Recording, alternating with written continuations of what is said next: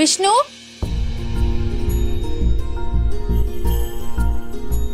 ಎಲ್ಲಿಯೂ ಕಾಣುತ್ತಿಲ್ಲವಲ್ಲ. ಎಲ್ಲಿ ಹೋದರು? ವಿಷ್ಣು,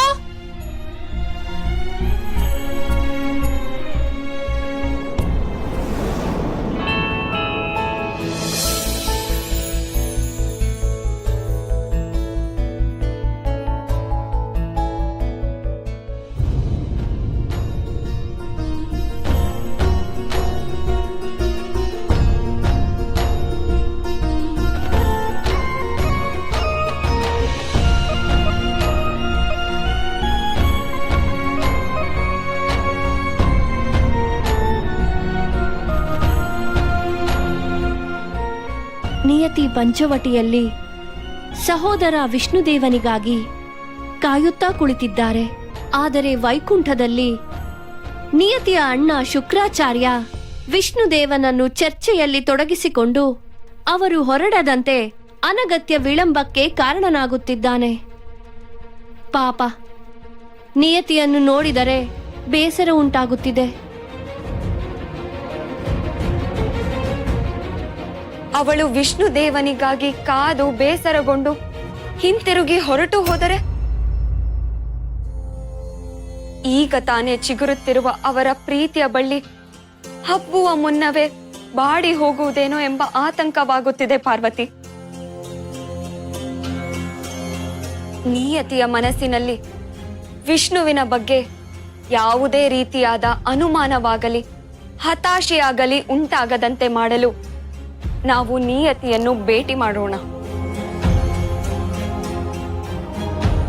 ಅವಳಿಗೆ ಬೇಸರವಾಗದಂತೆ ನೋಡಿಕೊಳ್ಳೋಣ.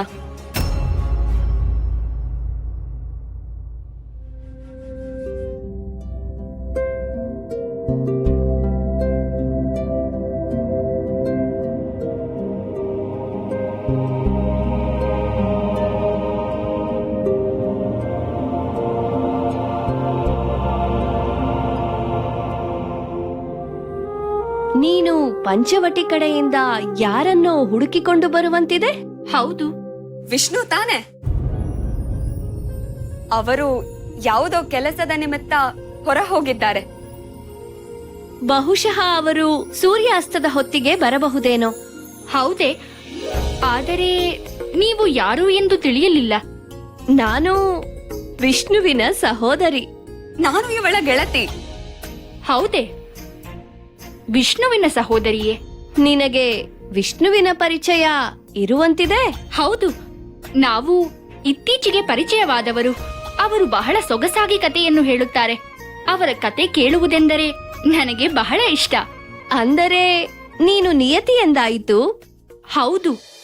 ನನ್ನ ಹೆಸರು ನಿಮಗೆ ಹೇಗೆ ಗೊತ್ತು?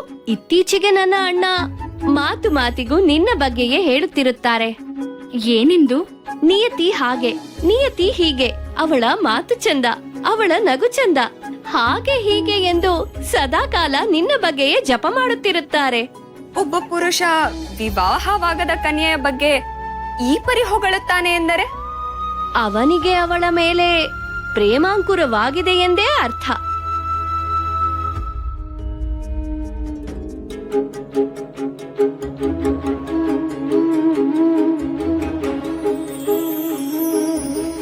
ಒಂದು ಹೆಣ್ಣು ಪುರುಷನೊಬ್ಬನು ತನ್ನನ್ನು ಪ್ರೇಮಿಸುತ್ತಿದ್ದಾನೆ ಎಂದು ತಿಳಿದಾಗ ನಾಚಿಕೊಳ್ಳುತ್ತಾಳೆ ಎಂದರೆ ಅವಳಿಗೂ ಅವನ ಮೇಲೆ ಪ್ರೇಮಾಂಕುರವಾಗಿದೆ ಎಂದೇ ಅರ್ಥ.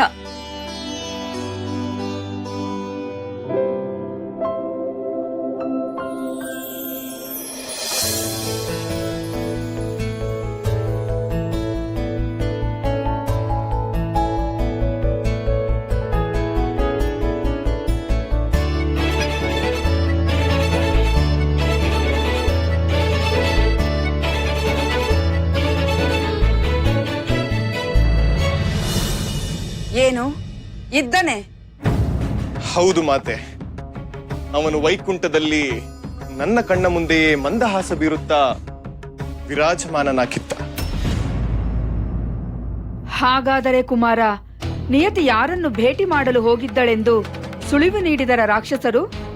ಅವಳು ಎಲ್ಲಿಯೂ ಹೋಗಿಲ್ಲ, ತನ್ನ ಗೆಳತಿಯರೊಂದಿಗೆ ಇದ್ದಾರೆಂದು ಅವರು ಖಚಿತಪಡಿಸಿದ್ದಾರೆ. ಹೌದೇ? ಹೌದು ಮಾತೆ. ನೀವು ನಿಯತಿಯನ್ನು ಸೂಕ್ಷ್ಮವಾಗಿ ಗಮನಿಸಿದ್ದೀರೆ? ಏಕೆ ಕುಮಾರ? ಅವಳು ಆಶ್ರಮಕ್ಕೆ ಹಿಂದಿರುಗುವಾಗ ಅವಳ ಮುಖದಲ್ಲಿ ಪ್ರಸನ್ನತೆಯ ಭಾವ ಮೂಡಿತ್ತೋ ಅಥವಾ ನಿರಾಸೆಯ ಭಾವ ಮೂಡಿತ್ತೋ ಎಂದು ಹೇಳಲು ಸಾಧ್ಯವೇ? ನಿಯತಿಯ ಮುಖದಲ್ಲಿ ಯಾವುದೇ ನಿರಾಶೆಯ ಭಾವನೆಯಾಗಲಿ ಯಾವುದೇ ಪ್ರಸನ್ನತೆಯ ಭಾವನೆಯಾಗಲಿ ಕಂಡು ಬರಲಿಲ್ಲ. ಬದಲಾಗಿ ಅವಳು ಸ್ವಪ್ನ ಲೋಕದಲ್ಲಿ ಕಳೆದು ಹೋಗಿರುವ ಓರ್ವ ಪ್ರೌಢ ಬಾಲಕಿಯಂತೆ ಕಾಣುತ್ತಿದ್ದಳು. ಹಾಗಾದರೆ ನಮ್ಮ ಆಲೋಚನೆಗಳೇ ತಪ್ಪಾಗಿರಬಹುದು ಮಾತೆ. ನಮ್ಮ ಸಂಶಯವು ನಿರಾಧಾರವಾಗಿರಬಹುದು.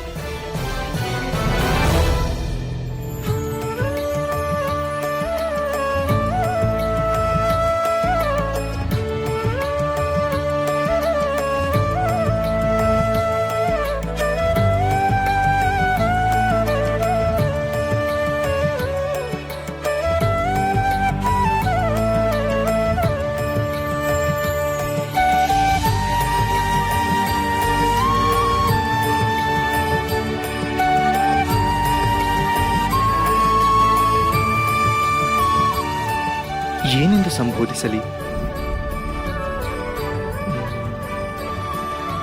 ಪ್ರಿಯೆ. ಹಾ, ಪ್ರಿಯೆ. ಪ್ರಿಯೆ ಎಂದರೆ ಮತ್ತೆ ಸಲುಗೆ ತೆಗೆದುಕೊಂಡನೆಂದು ಕೋಪಿಸಿಕೊಳ್ಳಬಹುದು. ಹೌದೌದು, ಪ್ರಿಯೆ ಎನ್ನುವುದು ಬೇಡ. ಏನೆನ್ನಲಿ?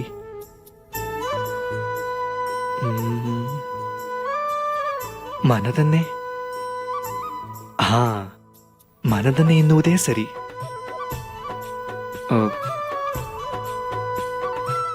ಮನದನ್ನೇ ಎನ್ನಲು ನಾನೇನು ನಿಮ್ಮ ಸತಿಯೇ ಎಂದು ಮುನಿಸಿಕೊಂಡು ಪತ್ರದ ಮುಂದಿನ ಭಾಗವನ್ನು ಓದದೆ ಹೋದರೆ?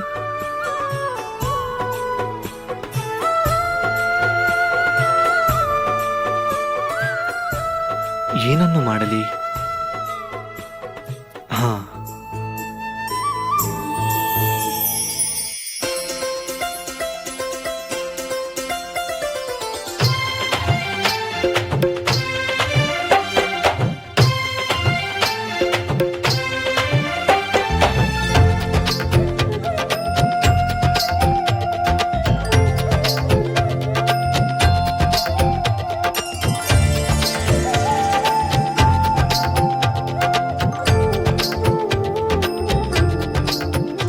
ಸೋಜಿಗವಾಗಿದೆ ಸಹೋದರ.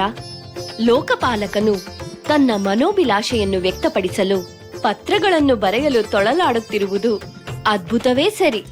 ಕ್ಷಣ ಮಾತ್ರದಲ್ಲೇ ದುಷ್ಟಕೂಟಗಳ ಅವಶೇಷಗಳನ್ನು ರಾಶಿ ಹಾಕುವ ಮಹಾವಿಷ್ಣು ಒಂದು ಸರಳ ಪತ್ರವನ್ನು ಬರೆಯಲಾಗದೆ ಅಪೂರ್ಣ ಪತ್ರಗಳ ರಾಶಿಯನ್ನು ಹಾಕಿರುವುದು ನಿಜವಾಗಿಯೂ ಸೋಜಿಗವೇ. ಅಣಕವಾಡಿದ್ದು ಸಾಕು ಸಹೋದರಿಯರೇ. ಶಾಸನಗಳನ್ನ ಬರೆದ ಕೈಗಳೇ ಆದರೂ ಪ್ರೇಮ ಪತ್ರ ಬರೆಯುವಾಗ ಪದಗಳ ಬರುವುದು ಸಹಜವಲ್ಲವೇ? ಪತ್ರವನ್ನೇನೋ ಬರೆಯುತ್ತೇನೆ, ಆದರೆ ನನ್ನ ದೇವಿಯನ್ನು ಏನೆಂದು ಸಂಬೋಧಿಸಲಿ ಎಂದೇ ತಿಳಿಯುತ್ತಿಲ್ಲ. ಆಹಾ, ನನ್ನ ಸಹೋದರನ ಮಾತನ್ನು ಕೇಳಿದಿರಾ ಸರಸ್ವತಿ? ಪಾಪ, ಲೋಕಪಾಲಕರಾದ ಈ ಮಹಾನುಭಾವರಿಗೆ, ಕೋಟ್ಯಾನುಕೋಟಿ ಜೀವರಾಶಿಗಳಿಗೆ ಹೆಸರು ಕೊಟ್ಟವರಿಗೆ ಅವರ ಮಡದಿಗೆ ಬರೆಯುತ್ತಿರುವ ಪ್ರೇಮ ಪತ್ರದಲ್ಲಿ ಅವರನ್ನು ಯಾವ ಹೆಸರಿನಿಂದ ಕರೆಯಬೇಕು ಎಂದು ಚಿಂತೆಯುಂಟಾಗಿದೆ. ನೀವು ಹೇಗಿದ್ದರೂ ಅಕ್ಷರಗಳ ಅಧಿದೇವತೆಯಲ್ಲವೇ? ನನ್ನ ಅಣ್ಣನಿಗೆ ಸಹಾಯ ಮಾಡುವಿರಾ ದೇವಿ? ಖಂಡಿತ. ಅದಕ್ಕಿಂತ ಮಹಾಭಾಗ್ಯ ಇನ್ನೇನಿದೆ ಪಾರ್ವತಿ ದೇವಿ? ನಾನು ಅಕ್ಷರಗಳ ಅಧಿದೇವತೆಯಷ್ಟೇ. ಆದರೆ ಈ ಮಹಾವಿಷ್ಣು ಅಕ್ಷರಗಳ ಸೃಷ್ಟಿಕರ್ತ. ಇವರಿಗೆ ಈಗ ತಮ್ಮ ಮಡದಿಗೆ ಬರೆಯಲು ತಿಳಿಯಲಾರದ 4 ಅಕ್ಷರಗಳನ್ನು ನಾನು ಹೇಗೆ ತಿಳಿಸಲು ಸಾಧ್ಯ? ಆದರೂ ದೇವಿ, ನಾವಿಬ್ಬರೂ ನಮ್ಮ ಎಲ್ಲಾ ಜ್ಞಾನವನ್ನು ಉಪಯೋಗಿಸಿ ಈ ನನ್ನ ಅಣ್ಣನಿಗೆ ತನ್ನ ಮಡದಿಗೆ ಇಷ್ಟವಾಗುವ ಒಂದು ಪದವನ್ನು ಸೃಷ್ಟಿಸಿಕೊಟ್ಟು ಸಹಾಯ ಮಾಡೋಣ. ಅಣ್ಣನು ಬರೆದರೆ ತಾನೇ ಸಮಸ್ಯೆ. ನಾವೇ ಅವರ ಪರವಾಗಿ ನಮಗೆ ತೋಚಿದ್ದನ್ನು ಬರೆದು ಮುಗಿಸಿದರೆ ಆಯಿತು. ನನ್ನ ಪ್ರೇಮ ಪತ್ರದ ಪ್ರಸಂಗಕ್ಕೆ ಆರಂಭದಲ್ಲೇ ತೆರೆ ಬೀಳುವ ಎಲ್ಲಾ ಲಕ್ಷಣಗಳು ನಿಚ್ಚಳವಾಗಿವೆ. ಇದು ಆಗದ ಕಾರ್ಯ. ನಿಮಗೇನಾದರೂ ನನಗೆ ಸಹಾಯ ಮಾಡುವ ಆಶಯವೇ ಇದ್ದರೆ ನನ್ನ ಚಿಂತನೆಗಳಿಗೆ ಆಲೋಚನೆಗಳಿಗೆ ಅಡ್ಡಿಪಡಿಸದೆ ನನ್ನ ಪಾಡಿಗೆ ನನ್ನ ಕಾರ್ಯವನ್ನು ಮುಗಿಸಲು ಬಿಟ್ಟು ಈ ಕ್ಷಣವೇ ಇಲ್ಲಿಂದ ತೆರಳಬೇಕು. ನಿಮ್ಮ ಇಚ್ಛೆಯಂತೆಯೇ ಆಗಲಿ. ದೇವಿ,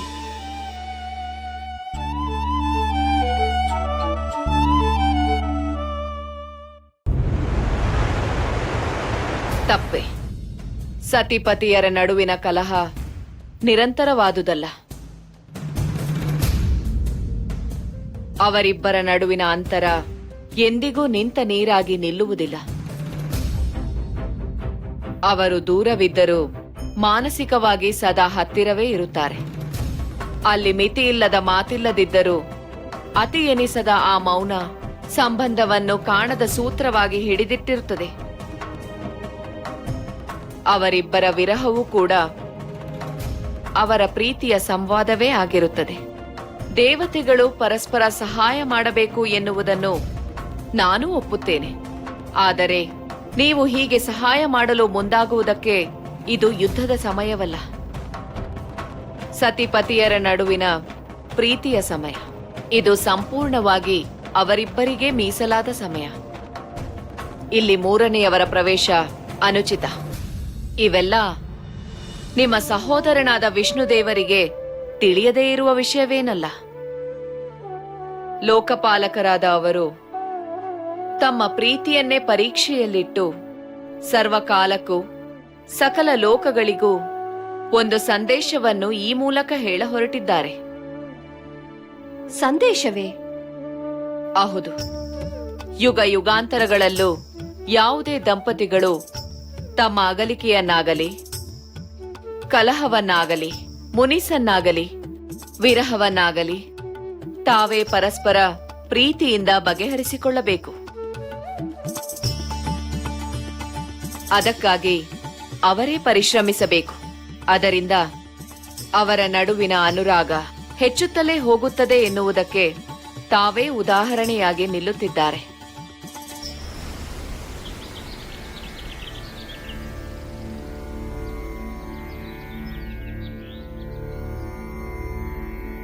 ಸ್ವಾಮಿ, ಈ ನಿಮ್ಮ ಯಜ್ಞ ಕಾರ್ಯಗಳು ದೇವತೆಗಳು ತೃಪ್ತಿ ಪಡೆಯುವವರೆಗೂ ನಡೆಯುತ್ತಲೇ ಇರುತ್ತದೆಯೇ? ಯಜ್ಞ ಮಾಡುವುದು ದೇವತೆಗಳ ಪ್ರೀತ್ಯಾರ್ಥವಾಗಿ. ಅವರು ಅನುಗ್ರಹಿಸುವವರೆಗೂ ಯಜ್ಞವನ್ನು ಮುಂದುವರಿಸಲೇಬೇಕಲ್ಲವೇ? ನಿಮ್ಮ ಯಜ್ಞ ಕಾರ್ಯ ಮುಗಿಯುವುದೆಂದಿಗೆ? ನೀವು ನನ್ನ ಮಾತುಗಳನ್ನು ಕೇಳುವುದೆಂದಿಗೆ? ನೀವು ಹೊರಡಿ. ನೋಡು, ನೀನು ಹೊರಡು.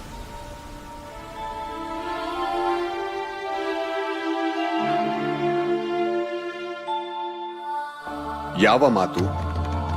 ಇದು ಬರೀ ಮಾತಲ್ಲ, ಇದು ನನ್ನ ಕೋರಿಕೆ, ನಿಮ್ಮ ಜವಾಬ್ದಾರಿ. ಖ್ಯಾತಿ, ಏನು ಹೇಳಬೇಕಾಗಿದೆಯೋ ಅದನ್ನು ನೇರವಾಗಿ ಹೇಳು. ನನಗೆ ಯಾಗಕ್ಕೆ ಸಮಯವಾಗುತ್ತಿದೆ. ಆಹಾ, ನಿಮ್ಮ ಯಜ್ಞಕ್ಕೆ ಮಾತ್ರ ಸಮಯವಾಗುತ್ತಿದೆ, ಆದರೆ ವಯಸ್ಸಿಗೆ ಬಂದ ಮಗಳ ವಿವಾಹ ಮಾಡಲು ಸಮಯವಾಗುತ್ತಿಲ್ಲವೆಂದು ತಿಳಿದಿರಾ? ಹೌದು, ಹಾಗೆ ತಿಳಿದುಕೋ. ಹೌದೇ? ಹಾಗಾದರೆ ನಿಮ್ಮ ಮಗಳನ್ನು ಇನ್ನೂ 1-2 ವರ್ಷದ ಕೈಗೂಸು ಎಂದು ತಿಳಿದುಕೊಂಡಿರಾ? ಖ್ಯಾತಿ, ಈಗೇಕೆ ಅನವಶ್ಯಕವಾದ ಮಾತುಗಳು? ನನಗೆ ಯಾಗ ಮಾಡಲು ಬಿಡು. ನಮ್ಮ ಮಗಳ ವಿವಾಹ ಆಗುವ ಸಮಯಕ್ಕೆ ಹಾಗೆ ಆಗುತ್ತದೆ.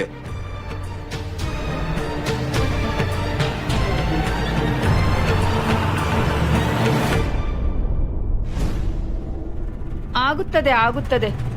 ಆದರೆ ನಾನು ಶುಕ್ರನ ಮಾತಿನಂತೆ ನಡೆದರೆ. ಶುಕ್ರನ ಮಾತುಗಳೇ? ಏನದು?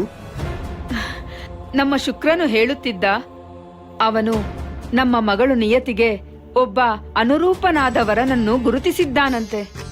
ಅವನು ಅಷ್ಟೈಶ್ವರ್ಯವುಳ್ಳವನಂತೆ, ಬಹಳ ಪರಾಕ್ರಮಿಯಂತೆ. ಹೌದೇ? ಯಾವ ವರ?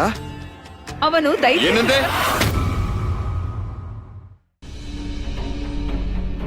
ನನ್ನ ಮಾತನ್ನು ಗಮನವಿಟ್ಟು ಕೇಳು. ಸರ್ವ ಸಂಪನ್ನಳಾದ ನನ್ನ ಮಗಳನ್ನು ಅಧರ್ಮರಾದ ಆ ದೈತ್ಯ ಕುಲದವರಿಗೆ ಎಂದಿಗೂ ಕೊಡುವುದಿಲ್ಲ. ಆಯಿತು, ಶುಕ್ರನು ನೋಡಿದ ವರನಿಗೂ ಕೊಡುವುದಿಲ್ಲ, ತಾವು ವರನನ್ನು ಹುಡುಕುವುದಿಲ್ಲ. ಅಂದ ಮೇಲೆ ನಮ್ಮ ನಿಯತಿಗೆ ಕಂಕಣ ಭಾಗ್ಯ ಕೂಡಿ ಬರುವುದೇ ಇಲ್ಲವೇನು? ಖಂಡಿತವಾಗಿಯೂ ಹಾಗೆ ಆಗುವುದಕ್ಕೆ ನಾನು ಬಿಡುವುದಿಲ್ಲ. ನನ್ನ ಮಗಳಿಗೆ ನಾನು ವರನನ್ನು ಹುಡುಕಿ ಅವಳ ವಿವಾಹವನ್ನು ನೆರವೇರಿಸುತ್ತೇನೆ.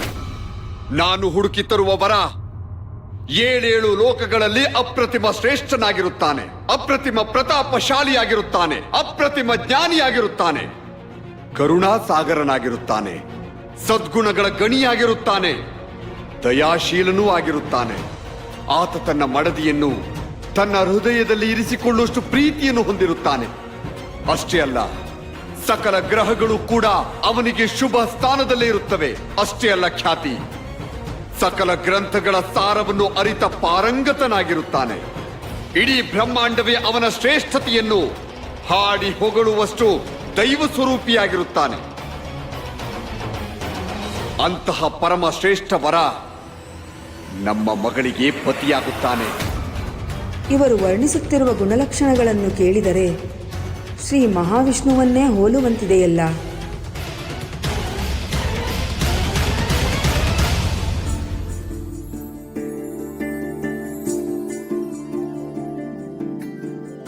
ಬ್ರಹ್ಮದೇವ ಕೋಟ್ಯಾಂತರ ಜೀವಿಗಳ ಹಣೆಬರಹ ಬರೆಯುವುದಕ್ಕಿಂತ ಕಷ್ಟವೆನಿಸುತ್ತಿದೆಯೇ ನನ್ನ ದೇವಿಗೆ ಈ ಪ್ರೇಮ ಪತ್ರ ಬರೆಯುವುದು? ಮುದ್ದಾದ ದೇವಿಗೆ ಮುತ್ತಿನಂತಹ ಪತ್ರ.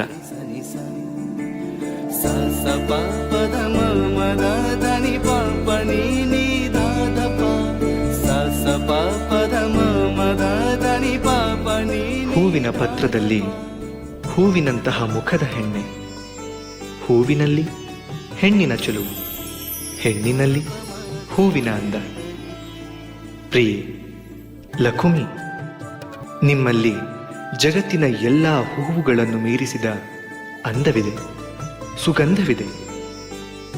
ಈ ನಿಮ್ಮ ಪ್ರಿಯನಿಗೆ ಮೀಸಲಾದ ಮಕರಂದವಿದೆ, ಆನಂದವಿದೆ. ನೀವು ನನ್ನ ಹೃದಯದ ಹೂವು, ಆದರೂ ನೀವಿರುವಿರಿ ಅಲ್ಲಿ, ನಾನಿರುವುದು ಇಲ್ಲಿ. ಹೂವು ಇರುವಲ್ಲಿ ದುಂಬಿ ಬರುವುದು ಪ್ರಕೃತಿ. ನನ್ನ ಪ್ರೇಮದ ಹೂವು ನಾನಿರುವಲ್ಲಿಗೆ ಬರಲಿ ಎಂದು ಪತ್ರ ಬರೆಯುವುದು ಈ ವಿಷ್ಣುವಿನ ಪರಿಸ್ಥಿತಿ. ನಾಳೆ ಈ ನನ್ನ ಪ್ರೇಮವನಕ್ಕೆ ಬಂದೇ ಬರುವಿರಿ. ನಿಮ್ಮಿ ಪ್ರೇಮಾಕಾಂಕ್ಷೆಯ ಪ್ರೇಮ ನಿವೇದನೆಯನ್ನು ಪುರಸ್ಕರಿಸಿ ಪ್ರೇಮವನ್ನೇ ಪೊರೆಯುವಿರಿ ಎಂಬ ನಿರೀಕ್ಷೆಯಲ್ಲಿರುವ